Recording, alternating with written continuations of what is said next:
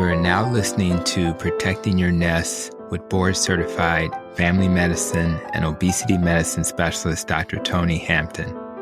For more, visit drtonyhampton.com. Welcome to the Protecting Your Nest podcast, where we are on a journey to better understand the root causes of disease, which will equip all of us as we learn both what to avoid and what to add to our lives on our way to achieving our ideal state.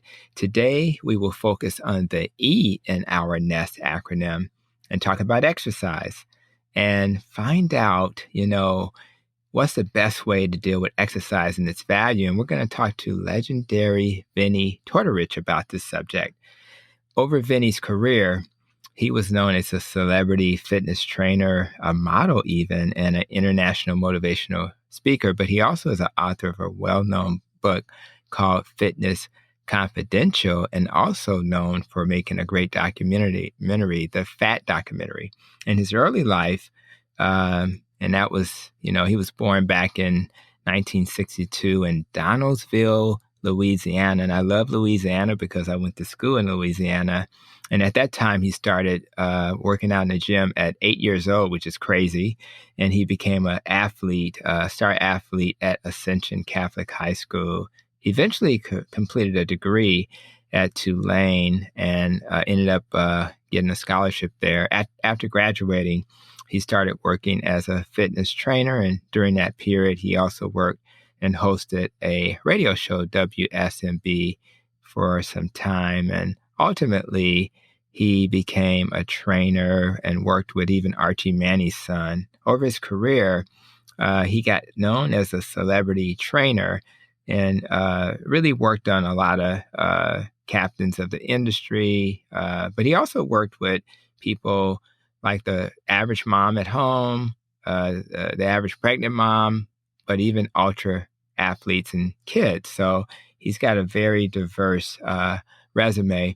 He also published his first book, which was called Monty, M-O-N-T-Y, and it was actually a best-selling children's book. So it's kind of interesting that he's actually had that type of diversity in his career. I have gotten to know him on Twitter, where we both try to inspire people with common sense approaches to healthy living. And it's just been awesome to get to know him. So welcome to the Protecting Your Nest podcast, Vinnie. Doing okay, buddy? Tony, wow, man, that was one introduction. I don't know if I can live up to it. Maybe we should just stop right now and just call that the show. Well, you earned it, man. You earned it. Well, thanks. It's funny. I'm glad that when you told me you were doing a podcast, I think it was the last time you were doing my podcast, you said, "Yeah, that's right. I'm venturing off in that direction." And I was like, "Yeah, you need to, because I do 5 podcasts a week, and the Friday show, the one that you've been on, I think twice. That's Maybe right. Was it? Yeah, twice. In fact, let me just say this out loud before you continue. It was episode 1606. And I think that was the more recent one. That was healthy fasting. And that was June 19 of this year, 2020. And then there's episode 1151. And we did Diet and Diabetes, kind of modeled after my book. And that was September 21st of 2018. So for those let me ask you a quick question, Vinnie. If they want to see the older episode, they have to kind of have a membership, right? Yeah, well, we keep, because, as you said, you were show number 616, and it's so much bandwidth to keep those things up. So right, I like to keep everything as free as possible. So the way it works is you can hear the last 50 shows, including your last show, okay, for free until, every day one drops off the bottom. okay. And you'll see that once you build up a bunch of shows and you're doing a gazillion shows, you're going to go, wait a minute. Not only am I not making money on this, but this is costing me more than if I bought 2 cars.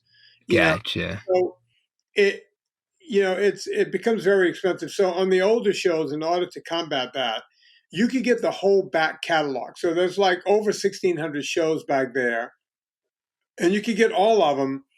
and I don't want to exaggerate, but I think it's like $3 a month or $2.50 a month. It's less than a Starbucks run for the whole month, and you can download them all. Gotcha. Feel free to just go down, and it's not stealing from you. Just go get them, download what you want to download, and for $3 you could download all of them if you wanted to, and then, or some people just keep a subscription all year long. So Gotcha. Well, yeah, that's good to know. I think just in case people want to get a little bit more after they hear this podcast, it's nice to know. And let me just say this. Uh, that may have been one of the first podcasts I've ever done. So I really appreciate how you kind of welcomed me with warm arms. I didn't realize there were more people like you on Twitter who would welcome me, but I actually had a big gap between that first podcast and actually starting to do this. And it really was COVID-19 that did it. Things got a little quiet, didn't have as many people to see.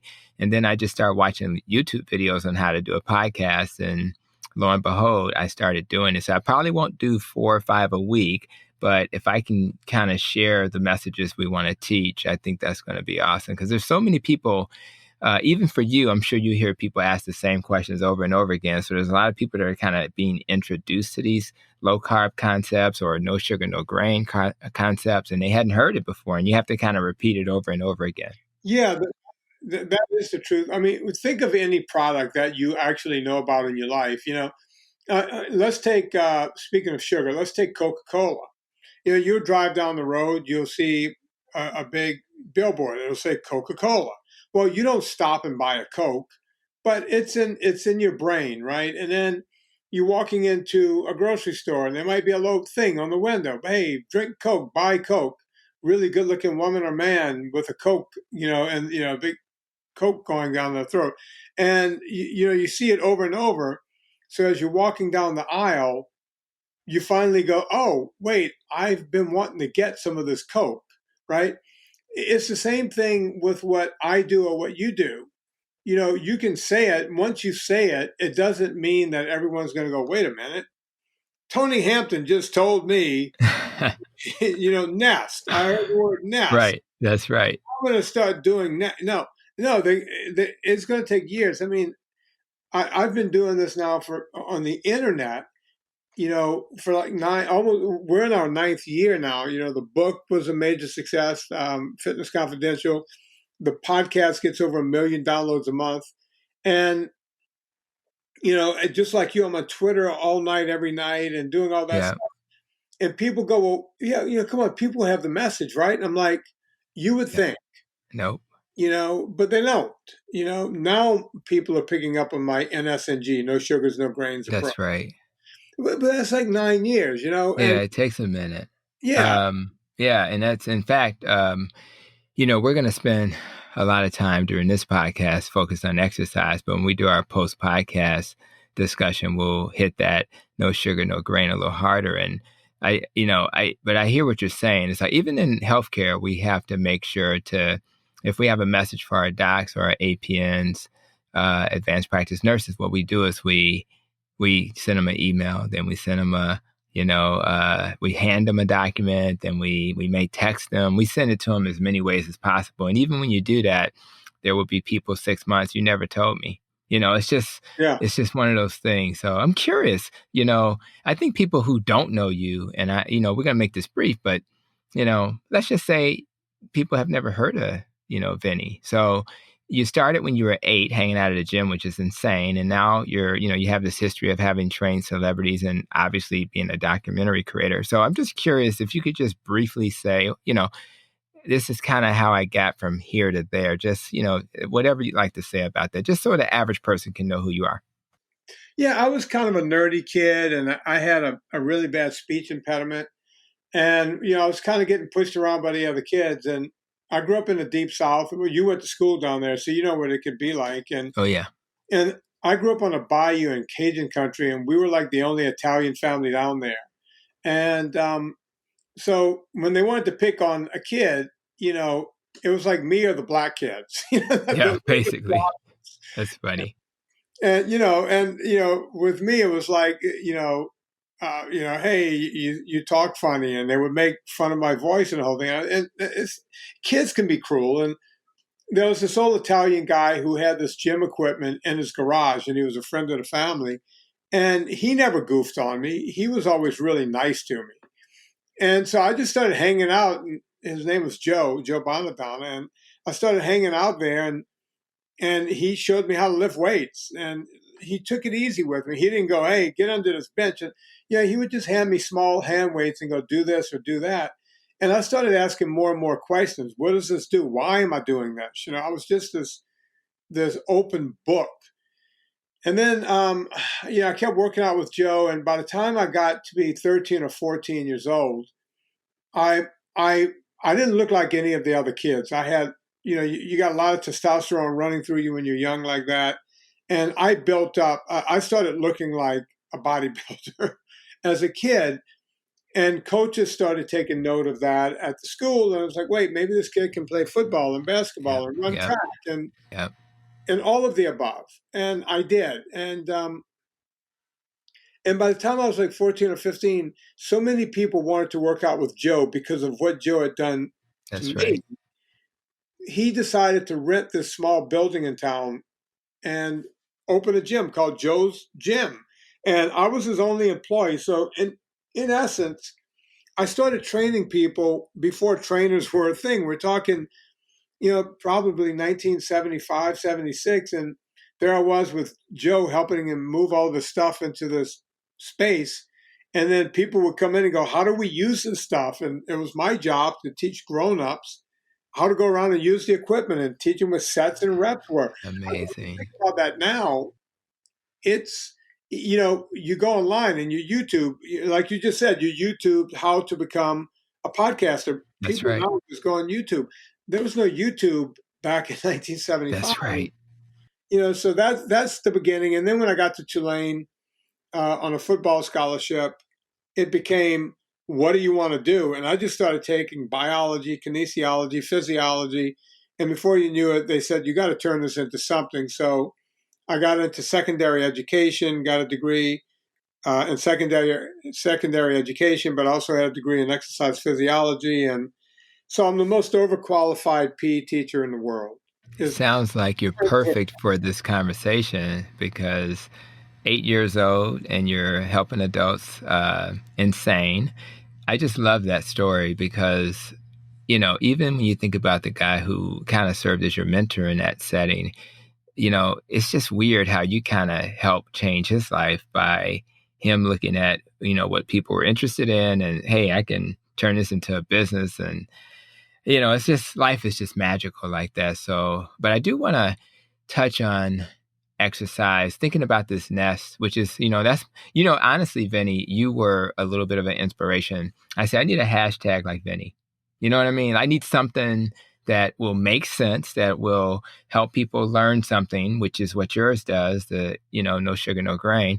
And I kind of understood the root cause of disease. And although it's really a nest and a rope, I just wanted to keep it simple. And so I just wanted to touch on that in terms of exercise. So I always tell my patients, the least important thing is sometimes exercise when it comes to weight loss. So when you think about that nest, nutrition, exercise, less stress, more sleep, and maybe how you think, what do you think the order of importance are? I'm talking about just for weight loss. Like if somebody's listening, they want to lose weight, how important is exercise compared to nutrition, for example, compared to sleep and stress reduction from your perspective?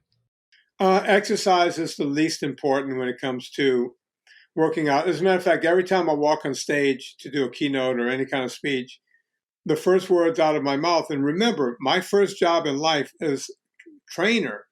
I tell people exercise is a very, very poor way to lose weight. Now, it will help you if you're eating correctly, if you're doing everything else correctly. But nutrition is number one when it comes to that. Exercise is a really poor way to lose weight because in order to consider exercise a way to lose weight, you're now saying that SECO is again, we're using a lot of, you know, um, SECO is calorie in, calorie out. Gotcha. Acronyms. Yep. We use a lot of acronyms. I was going to say anomalies, but acronyms. Um, Sometimes you can't. Yeah, this late in the day, Tony, I can't remember. That's right. Um, so, yeah, you're saying, okay, I'm going to burn calories through exercise. Okay, Tony, if you put gas in your car, right, you fill her up, and then you drive from Chicago, you start going across the plain states. Eventually, 350 miles later, your car runs out of gas, right? Yep. Yep. That's calorie in, calories out, right? You put energy in your car, you burned all the energy. Now, according to people who think that calorie in, calorie out is a good idea, they think that you could keep your car running with no energy. Does that make Yeah. sense? I mean, none at all. It makes sense. You got to then eat again. So That's the right. most important thing is, okay, so what do you eat not to gain weight? And the answer is pretty surprising. It's not carbohydrates. It's actually you eat more fat in Right. order to burn fat. It's insane. I teach that all the time. In fact, as I was rushing to get to our podcast after a full day of clinic in person, this tomorrow will be video, but today was in person. I literally took a I took like this large amount of ground beef, filled the pan with it. I cut it 3 ways. So on my way to see you, I basically ate some ground beef. And I had a few berries, but that was it. But the point is, I feel pretty good. Like there's certain things that you eat and you feel horrible afterwards. And I feel like totally, I would have never eaten before a podcast if I ate the standard American diet because it would just put you to sleep. But what I just ate, I feel totally energetic and fine. I actually feel better after eating instead of tired. So that's really something that people need to understand when you convert to this, when you get all those grains out of your body. And I did a video recently where I described the fact that we make the cows fat by giving them grains. So that's like a no-brainer.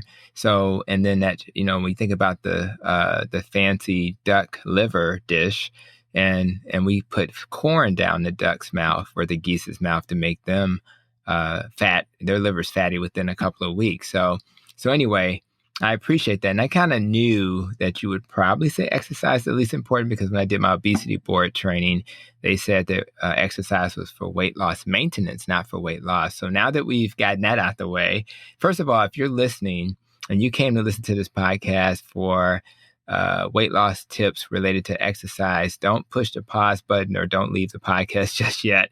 So now we're going to talk to Vinnie about, what are the other reasons why exercise is worth being included in your journey towards being healthy. So Vinnie, let's think about that for a moment and you'll comment. And if I have anything to add, I'll add. So let's start with muscle mass. So why should anybody care about having the muscle mass that you had when you were a young guy, just literally in high school? Why should that matter to a senior or to anybody for that matter? Well, to talk about muscle mass, of course, the way you keep it is by using your muscles. Our bodies are a use it or lose it proposition. The most common thing we see when people, we hear this all the time. Older people, it's like, hey, what happened to your mom? She fell and broke her hip. Okay, I played football for 13 years. I fell a lot every day, not one broken hip. So, but when you hear older people, the first thing you hear is, oh yeah, fell and broke her hip. My buddy's mom fell a couple of weeks ago and broke her neck, broke the vertebrae in her neck. And it wasn't a hard fall. So you start asking yourself, well, how did you get to that? How does that happen? Right? Well, it starts with we think of our bones. And I know you asked me about exercise, but trust me, I'm going to get around to that. We think of our bones as kind of they're like steel girders. We don't think that bones regenerate and grow. We think they're like rebar. And then, the flesh over that, the muscle and the tendons and the ligaments, well, obviously we can strengthen those. Well, nothing can be further from the truth. You can also strengthen bone. And the best way to do that is by doing weight-bearing exercise. So the first exercise we're going to talk about here is weight-bearing. Well, okay, what does that mean, Vin? Go lift some weights? No. Weight-bearing, the definition of weight-bearing is your skeletal system supporting its own weight. So literally just standing up is a weight-bearing exercise. Walking is a better weight-bearing exercise because now you're causing some vibration through your skeletal system by, well, the definition of walking is falling and catching yourself over and over. So now you're falling and catching yourself, so you're causing some vibration. So that's even better weight-bearing exercise. If you're jogging, that's much better. If you're jumping rope, and you don't have to look like Stallone in Rocky 2 jumping rope, you just have to skip over the rope, and you're causing vibration. You're causing the bones to grow. Well, while you're doing that, you're causing other things to happen. You have your soft tissues, your ligaments, your cartilage. You have all of this stuff, the tendons that hook bones to muscle. Well, even though they are poor suppliers of red blood cells, they do get red blood cells, and they build themselves up, right? The more you use them, the more you can build them up. And then, well, those are connected to muscle. And if you're doing the proper amount of exercise, you can start building those muscles. So the question becomes, well, then what's the best exercise to do? And I always answer this in somewhat of a curt way. I always say, well, it's the exercise you're willing to do.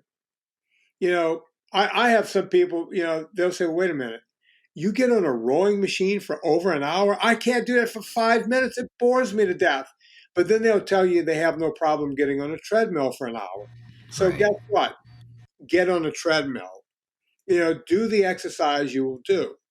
And we could get into weights and all that too, but that's the biggest component. Do the exercise you will do. Now, within that, there are good and bad exercises. I'll give you an example. Swimming is an all-around great exercise, right? It works your extremities, upper and lower extremities. That's So it's right. good for your heart. But if swimming is the only thing you do, and I know people who swim 40 and 60 laps a day, they'll say, oh, you don't understand. I get up at 5 o'clock and I'm 40 laps every day. I don't care, rain or shine, doesn't matter. Okay. Now that person is losing a lot of bone mass because they're not doing any weight-bearing exercise. They might go to an office and sit in a chair, right? Yeah. So that's not the best option. But it's a great option for your heart and your upper and lower extremities. So sometimes you have to really look at what you're doing. Bicycling is the same thing. If you look at a cyclist who rides in the Tour de France, you'll see their legs and they look like sequoias. Yeah. These big, strong legs, right? Right. All right. Those guys have the skinniest femurs in the business because they're always leaching calcium just to keep them going up those mountains, right? Yet their legs look very robust. Now you take a long distance runner, take the guys from Kenya who were just made to run long and fast. Those guys have the skinniest legs, knobby knees, and the whole thing.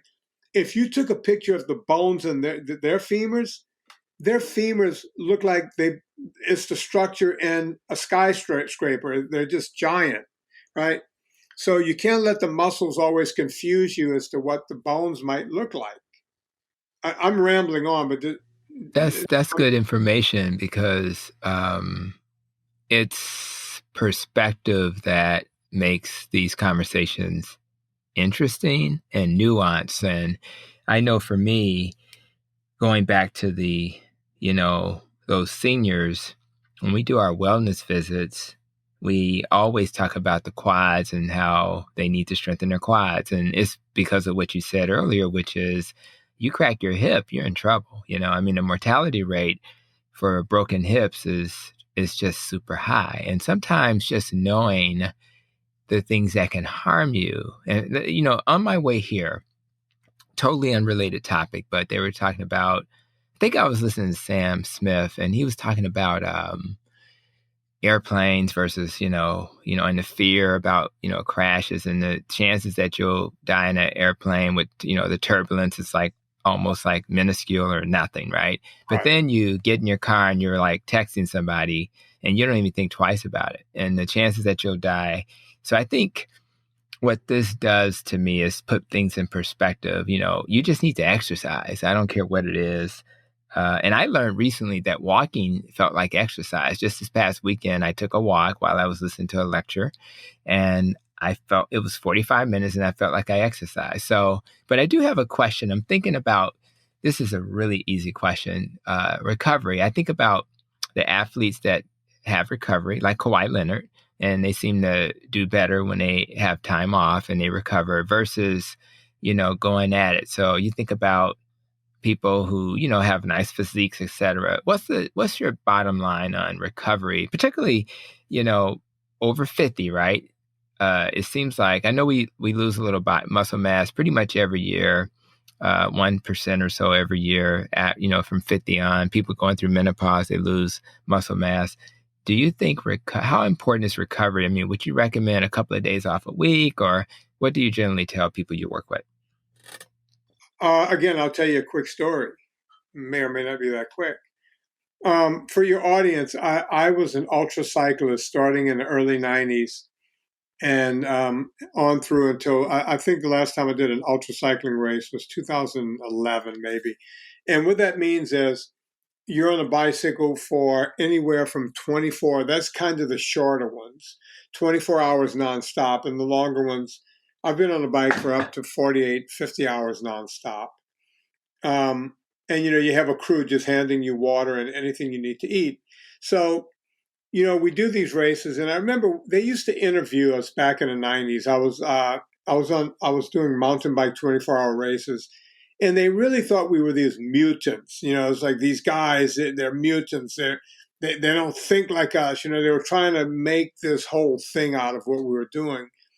And it wasn't that impressive because most of us were, exercise physiologists or mechanical engineers. It's the kind of people who get drawn to that kind of minutia that was actually doing this.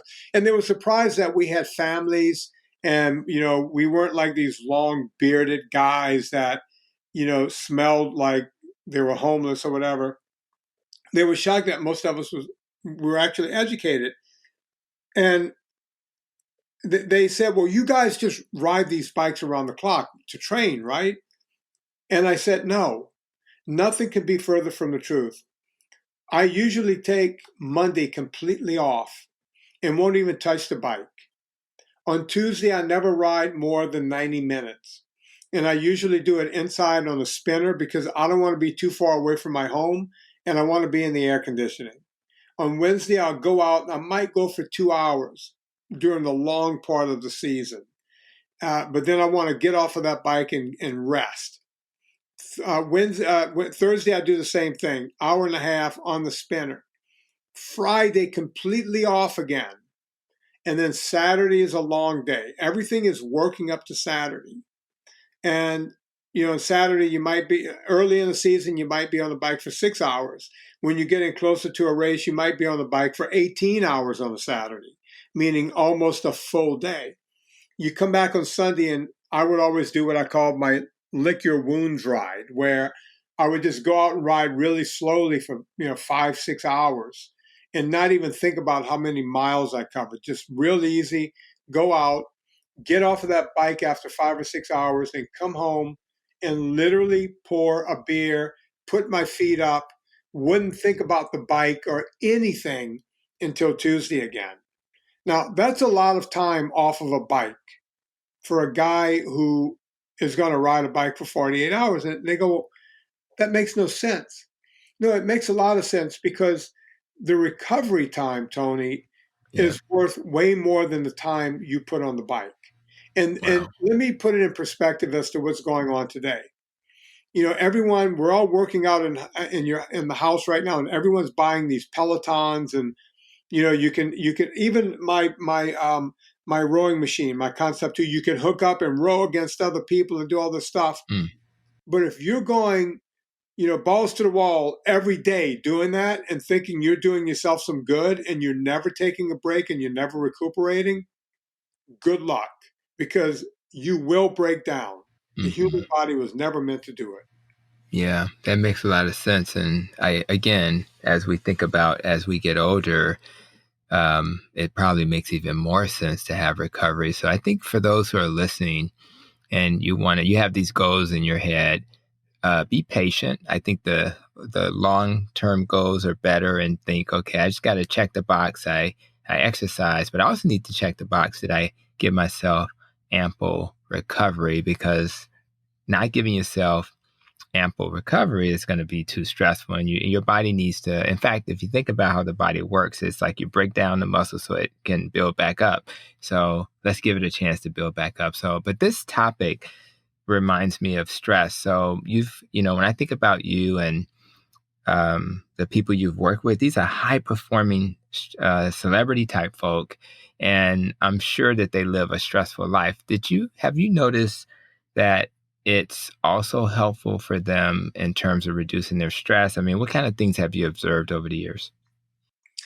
The funny thing is, the celebrities, it's funny. People, and I'm saying people because I used to think like this because, I spent the last 29 years working with celebrities, but before that I was in New Orleans. And we think of celebrities as being, like, I don't know, like Beyonce, and Jay-Z, they just ride around in limos, right? Right. And Will Smith just rides around the limo, right? That's right. That's And the reason I'm saying that is because I lived in their neighborhood, and in fact, I've seen Will Smith, roll around in a Bentley, and so and Beyonce, but these people didn't become Will Smith or Beyonce or my close friend Howie Mandel. I could just name a bunch of them. By the way, I never worked out with Will Smith or Beyonce. I'm just mentioning celebrities' names. Gotcha. Um, we think that, oh, they have a cushy life, right? Beyonce didn't make it out of Houston, Texas by being cushy. These people, I would like to say they're type A personalities, but they go beyond that. They're like type A plus personalities. These people, they only understand how to work hard. And some of the biggest things is when you're training the big celebrities is a lot of times protecting them from hurting themselves. Because Right. because Howie was a client, if Howie says, "Is it okay for me to run 6 miles tomorrow?" I would always lie to him and say, "Run 3. You can only run 3 tomorrow because I know his personality." Vinnie told me 3. Okay, I'm going to run 6 because 6 is a bigger Right. number than 3. It's double. So if Vinnie says 3 is good, 6 has to be really, really good. You know. So a lot of time with celebrities, and the Kardashians, people give them a lot of crap because they go, oh, they don't do anything. They have no talent. They work around the clock, right? So they're always trying to figure out how to do and be the best they can be. So these people, a lot of times your job is to slow them down a bit so that they don't get hurt. I can see that. And I remember, probably, I think it was Chris Rock talking about how he prepares for his performances, and people just think he's funny. But he said, no, it's a whole lot of work that goes into almost every line that you hear. And it's just a lot of work. And I've learned, I mean, I think about you even.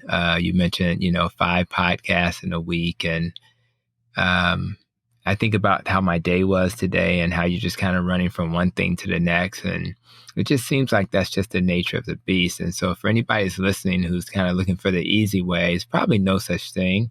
Most people don't win the lottery, and you got to earn your way through life. And it's okay as long as you're, doing what you enjoy. And I think for both of us, we enjoy what we do. So I'm thinking also about, kind of with the stress idea, I'm thinking about mental health. So you've worked with a lot of people, and as they've exercised, have you seen them improve in terms of their mental health, whether it's depression, anxiety, mental clarity? What types of thoughts do you have around that topic in exercise?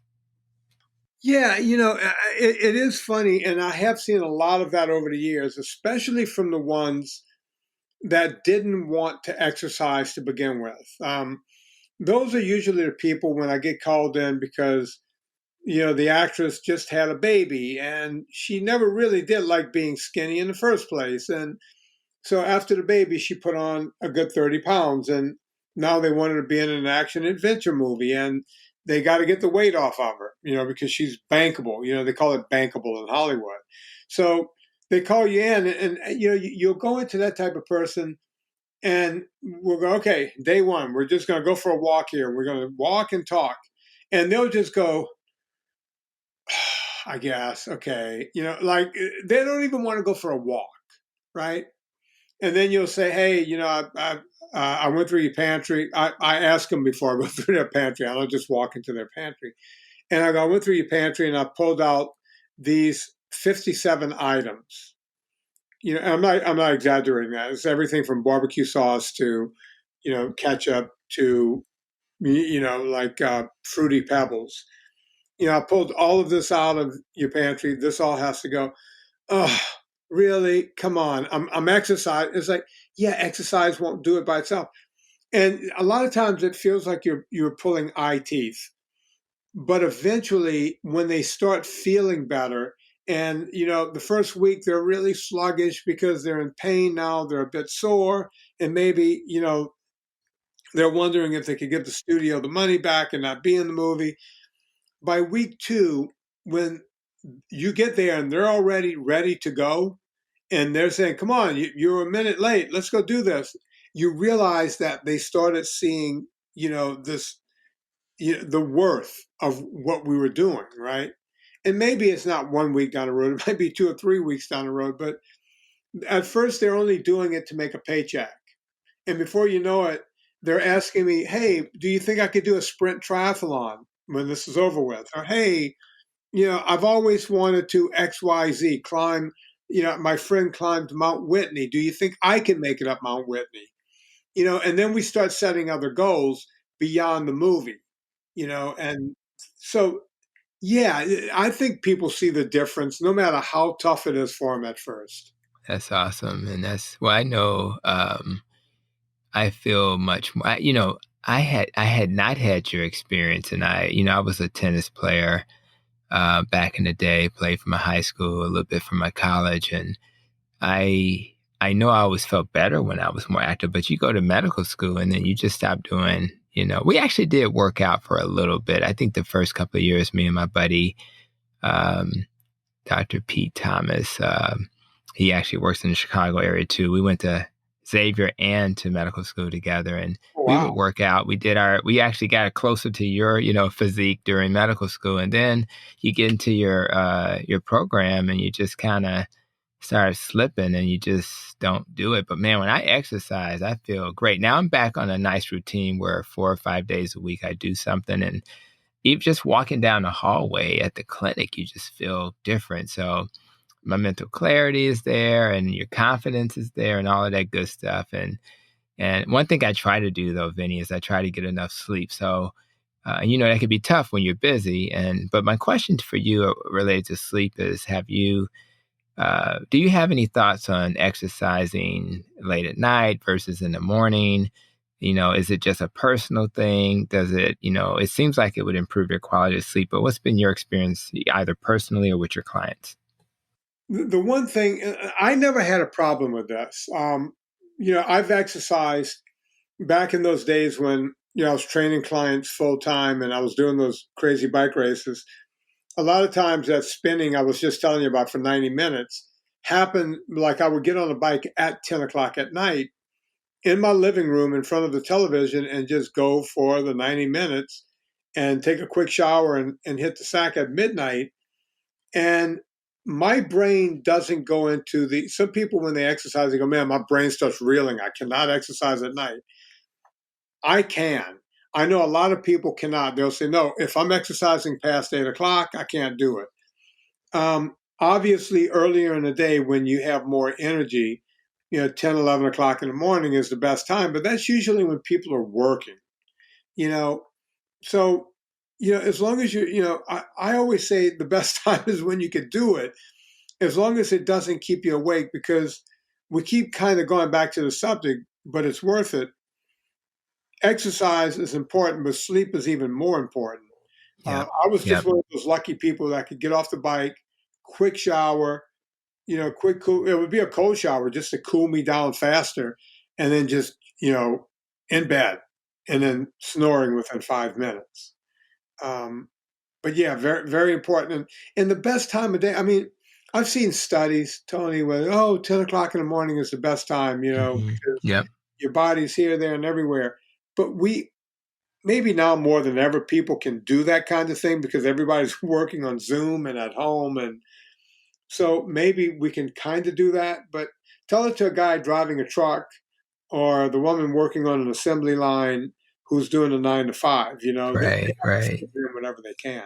That's right. And I think the studies are flawed in the sense that studies don't factor in the things that you just said. So maybe in a test tube, the best time for your cortisol and all these other factors and to be optimal. But this is what I tell people. Are we trying to be a world-class athlete, or we're trying to extend our life and be as healthy as possible? And if you're not trying to be a world-class athlete and a few seconds don't matter, it doesn't matter that you do it at the most optimal time. The best time to sleep is probably between 10 and 2 in the morning, 10 at night, 2 in the morning. But if you're not sleeping between those hours, does that mean that you can't get quality sleep? And the answer is you still can. So I think we have to be practical. And as we've talked about this, people who ask me about this nest, well, we said nutrition's pretty important. We're saying that the E is for exercise, but if we skip that and go to the S's, which are the sleep and stress, and we know that exercise will reduce stress, it'll improve sleep, and then obviously how you think. If I'm taking care of my body, and that's that T, that's gonna actually help me with the thinking more positively. And as I am talking, I'm hearing myself think about trauma. And guess what? If I have muscle mass, I can avoid trauma because I can stand up with my strong quads and avoid falling. So again, all of these in total are like, if I take care of all these root causes of illness, I'm going to be better off and I'm going to really increase my chances of not being ill. So the only one other thing that I thought about was the heart. So I know that aerobic exercise is good for your heart, et cetera, but uh, heart disease is the number one killer in our country. So what's your thoughts on exercise and heart disease and, just the fact that it may help in that area as well? Yeah, we have 4 zones, 4 heart rate zones that we go into when we do aerobic activity. And I'll give examples of all 4. So anything up to 60% of your aerobic capacity, we'll call that zone 1. And examples of that, um, gardening, taking a walk with your dog, you're not going to go past 60%. If the grass is not really high and you have a push more, you're staying below 60%, that kind of thing. That's all 60%. Housework around the house, making your bed, doing the laundry, standing there, that's all 60%. Um, and that goes up to 69%. So 70 to 79%, that's zone 2. And it's the most important zone, and I'll get back to that in a second. But to give you an example of that, you're riding a bike at a good clip, but you're able to still talk to the guy next to you. You're jogging at a clip, but it's at a speed where you can still have a conversation with the guy next to you, and so on. If I'm on my rowing machine, I can row in zone 2 between 70 and 79% of my aerobic capacity. And if my wife comes in and asks me what the schedule looks like for the day, I can do it without stopping to catch my breath. Zone 3, that's when you're going between 80 and 89% of your aerobic capacity. Examples, now you're running too fast to where you can still have a conversation, but every third word, you have to stop momentarily to kind of suck in another breath. That's zone 3. Zone 4 is between 90 and 100% of your aerobic capacity. You're not talking to anyone. You're hammering that bike And if you open your mouth, drool is coming out because now you cannot speak. You cannot even, if you look at people who do cross country skiing in competition, you'll go, why is there so much ice hanging on that guy's lip? That's he can't even control the drool because he's at 100% of his aerobic capacity, and he's given up on trying to keep spit in his mouth. So if you take like a spin class, the woman in there, the guy is always yelling at you, move faster, and that puts you in the upper zone 3 and sometimes zone 4 range. And you might think, oh, I'm doing good because I sweat really hard when I do that. But that's not the most heart healthy zone. The most heart healthy zones are 1 and 2. So when you're doing work around the house, that's zone 1. You're cleaning the gutters. That's all zone 1. Zone 2 is when you stay, that's when you're burning the most amount of fat. Your body's not burning blood glycogen, and it causes your mitochondria to build up. So now you have more mitochondria, and think of mitochondria as the scrubbing bubbles of energy. It's just little cells that helps with energy in the Krebs cycle. That's as simple as I can put it. And you're also causing your heart to expand. So once you get in shape in zone 2, you'll notice, oh, my resting heart rate used to be 72. Now it's 61. And if you keep doing it, it might go down to 50. It might go down to 48 or 47. And that's how you want your heart to work. An example of zone 2, I'll give your audience something they could take home here, Tony. A great example of zone 2 is to take the number 180 minus your age. So, Tony, how old are you? 52. Okay, so 180 minus 52, that comes to 128. Yep. Right? So, but you're not out of shape. I've seen you. You're in pretty good shape. So 128 is your zone 2. But since you're not a couch potato, we can add 5 beats per minute to that. So 133 is your top number. So if you're on a spinner or an elliptical or any piece of equipment, a stair climber, if you could keep your heart rate, Tony, between 125 and 133, you're going to have a great aerobic workout. And you never have to get super out of breath, like when you do a Peloton class or something. Gotcha. Perfect. So that's good to know. So, and that'll be a good range for a heart healthy range to keep us healthy. So that's good to know. I'm taking notes, Vinnie. So I just want you to know that. So I'm going to get a lot out of this today. So thank you for that. Take notes. It's like, hey, Mom, look at me. Doctors take notes when I That's talk. right. Well, maybe that's how they became doctors, right? So doctors, in fact, I was always teased because I always would insist on sitting in the front of the class. I just wanted to make sure I wasn't missing anything, and that's what you got to do. So I'm curious if someone's listening and they're hearing you explain things, which is very interesting. What would they get out of Fitness Confidential? I mean, could you just briefly explain what happens in that book? Like, what's the way it's presented? Yeah, when I wrote Fitness Confidential, you know how they say dance as if no one is watching? I wrote a book as if no one was going to ever read it. Funny. And as a matter of fact, when it went out to all the top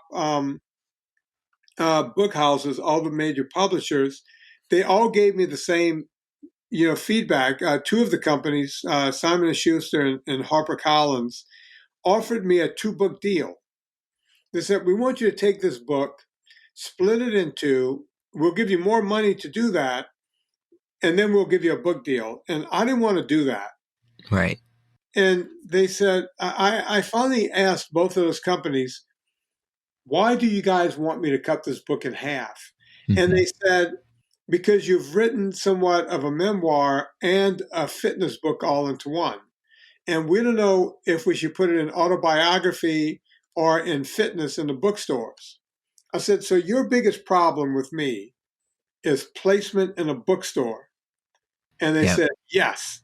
And I said to them, how many bookstores are left on a major basis? They said, well, there's Barnes and Noble. I said, okay, we're on the same page. There's only one bookstore That's right. left. So you guys want me to kowtow to a dying industry? And they said, well, we don't see it that way. And I said, well, I do. So I left my book just the way it was.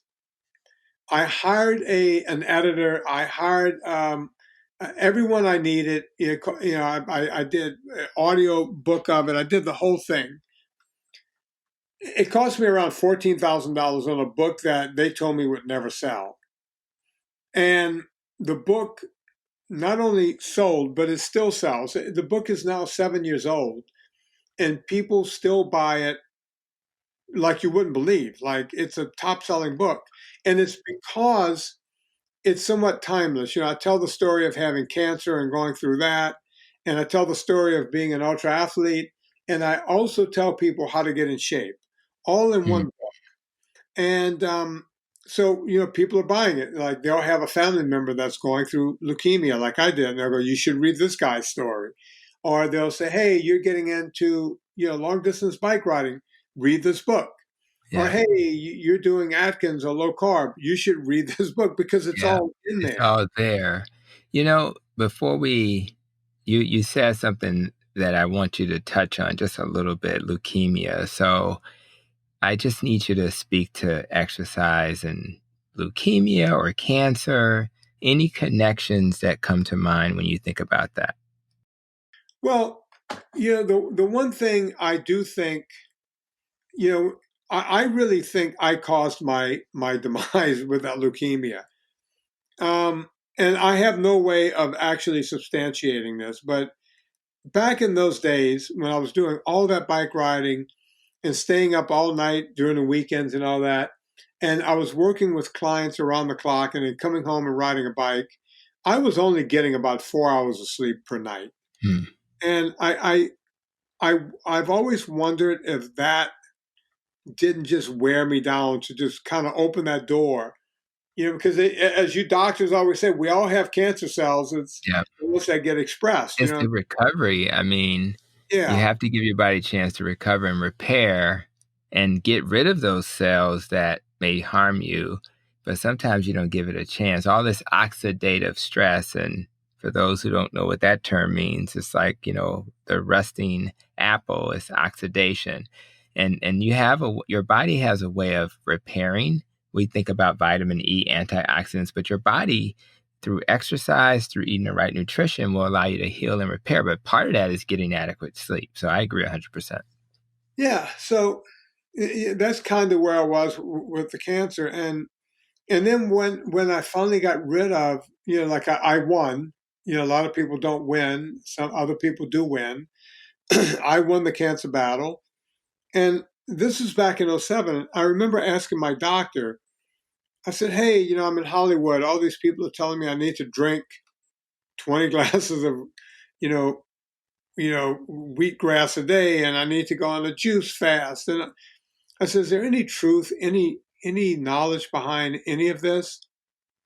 And she simply turned to me and said, because she was a research hematologist at Cedar Sinai, she said, "Hey, aren't you the no sugars, no grains guy? You tell all your clients not to eat sugars and grains." I said, "Yeah." She goes, "Yeah, do that." And I said, "What?" She goes, "There's a lot coming down the pike. We're learning more and more that cancer loves sugar. So That's right. the less sugar you can have, the less chance you'll have of the cancer coming back." So, And I think that's critical. And again, we're going to talk about nutrition, guys, when we do our posts, podcasts, Facebook, YouTube Live. So make sure we'll have that in the show notes. So don't worry about that. But we've been, fighting with the food pyramid and how the foundation of the food pyramid are grains. And again, always remember what we feed the cow at the end of their lives. We feed them grains to make them fatter, and it causes inflammation. And all the good, healthy omega-3s fade away, and all the unhealthy omega-6s in excess anyway start to increase. So it's really important that you walk away from part of this discussion understanding his no sugars, no grains concept is real. And once you start looking at the carbohydrate counts it's just a ridiculous thing to consume. So I think that's important to echo. I do think that people, when you think about exercise, they have barriers. And a lot of people, like you said, are going to be at home working out maybe excessively right now. But what's your thoughts on like exercise? I was a tennis player, so I played tennis from, sun up to sundown, and I enjoyed playing tennis. Some people feel like they got to go to a gym. What's your thoughts on recreational exercise versus the more structured in the gym? I mean, what do you tell your clients in terms of what they should focus on? I actually prefer it all the way around. When you're on a stair climber in a gym, you know you're on that stair climber the entire time. Yet, if you went out for a hike, if you're on a stair climber for an hour, it feels like an eternity. You might go on a 4-hour hike and you're doing more work and it's more fun and you're looking at beauty and you're in the outdoor air and you're getting some good sunshine.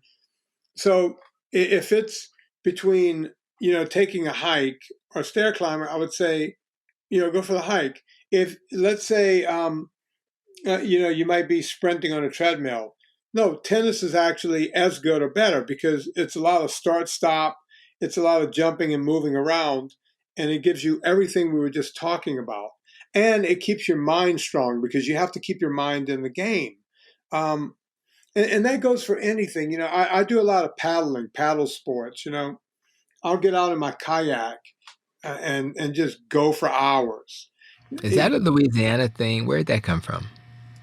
Well, I grew up on a bayou, so we did paddle around a bit, but I picked it up in LA because I live near the ocean, and well, there's a lot of cute chicks on those paddle boards, but I got into the kayak version of it. These sea kayaks are pretty amazing, and you could go out there and you don't have to have a motor on your boat. You're the motor, and so nothing ever breaks.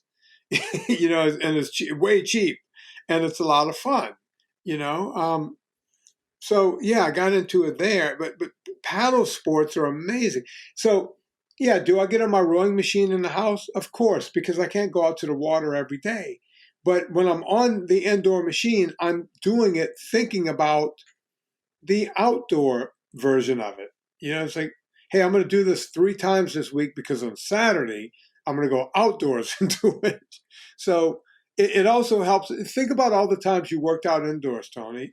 You were Yeah. doing that going, I'm going to do these lunges because it's going to make me more explosive when I play tennis.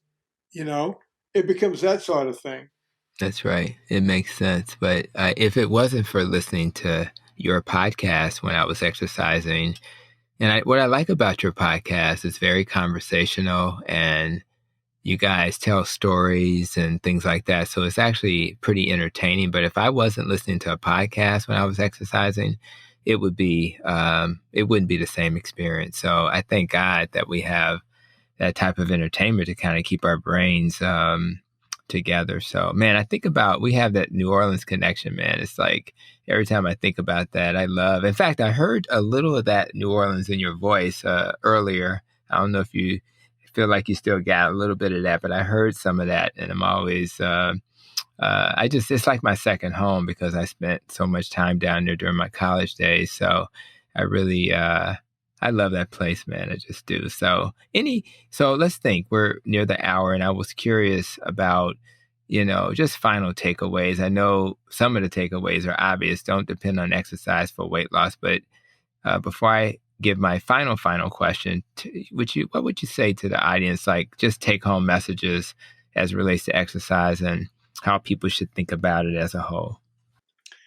Exercise, again, use it or lose it proposition. And I always give this example. If you're at a dinner party or you're at somebody's house for any kind of get together where there's a lot of people, you may, at some point, you'll notice the one lady, and it's usually a lady, it's never a dude. And, she might be, she's silver hair fox, she might be 65 years old, somewhere up close to 70.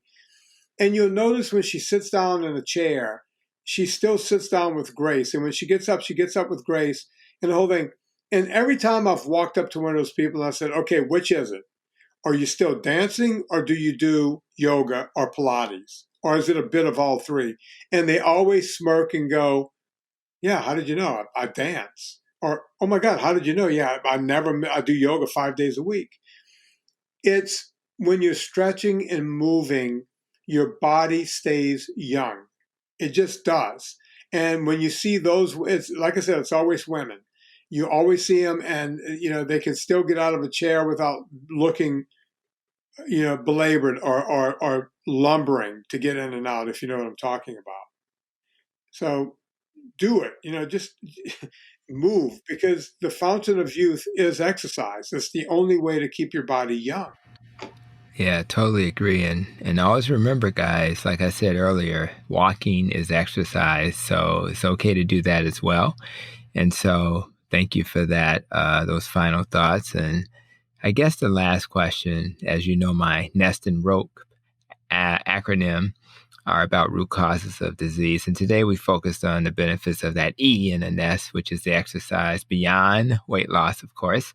So I'm curious for you personally, when you think about the nest and the rope and, your plans on what you want to focus on over the next year, whether it's nutrition or what we talked about today with exercise, is stress, sleep, how you think, avoiding trauma, relationships, avoiding organisms or pollutants, and of course, taking care of your emotions and thinking about your life experiences and making sure they don't, harm you. What you say, Vinny, about, what areas do you think you're going to focus on personally? When it comes to eating and nutrition, I'm always somewhat spot on because that's kind of my thing. When it comes to exercise, again, it's something I always say exercise is like brushing your teeth and wiping your butt. You don't have to do either one, but it's always a good idea. So I figured since I'm still wiping my butt and brushing my teeth, I'm going to keep exercising. So that's all the good news. I look around, and Tony, I know you see it on Twitter. I'm on Twitter every night. I see you there. When I Yeah, see you, I kind of give you a high five as that's I do right. all the other regulars. I see what's going on in the world right now, and there's a lot of divisiveness in the country. And I look at that and I go, okay, what do I have to offer? I don't know much about politics. I don't know anything about making policy and how that all that minutia works. And I know people are out of work and people are angry, and people love the president, people hate the president, and nobody seems to be talking to each other anymore. It's like, if you like the president, you're a bad person. If you hate the president, you're a bad person. All of this stuff goes on, and I look at it and go, how do I make a difference? Oh, wait, I'm good at one thing. I'm good at talking about exercise and diet. So if I can just get in my little corner of the world and make that a better place, if you help one person, just one, okay, I've done something. I've done something. Now let me go find someone else to help. Right. And I think if Yeah, we all start doing that again, the way we used to, I think the world would be a better place. I think so. You and I think about again how you've inspired me. So there's different inspirations, but I needed to see you do this work. And I needed to have the courage to, open my voice on Twitter and say, respond to people and share what I feel is a way to do things that may be beneficial based on what I'm seeing in my practice and in my personal life. So thank you for all of that. So you're not just doing what you're doing directly with that interaction, and it's really, you're inspiring other people to do what you do. So it's really been great. So thank you for that. Thank you just for a wonderful discussion about the benefits of exercise. And I want to thank you in advance for accepting my invitation that we're going to go straight to Facebook and YouTube. And we're going to shift our conversation to discussing healthy eating and really your now famous hashtag NSNG. So we'll be sharing that, and I'll make sure to share the links to that, to the YouTube videos for those who are listening to the podcast, and also the links to the interviews that I did on Vinny's podcast, and you'll have a chance to check out the one that was done in June. So today we learned that although exercise is not particularly for weight loss, it's certainly excellent for weight loss maintenance and a host of other medical conditions that we kind of touched on today with Vinnie. So I encourage each of you to not make starting exercise a big project. You don't really need a gym membership or a fancy warm-up outfit. All you need is the motivation to simply take a walk or to learn some basic exercise you can do at home. 15 minutes, 30 minutes, it doesn't matter. Check the box that says, I exercised today. That's all that's really needed. So until next time, I really wish each of you listening to stay well and, of course, to continue to protect your nest. You've been listening to Protecting Your Nest with Dr. Tony Hampton. For more, visit drtonyhampton.com.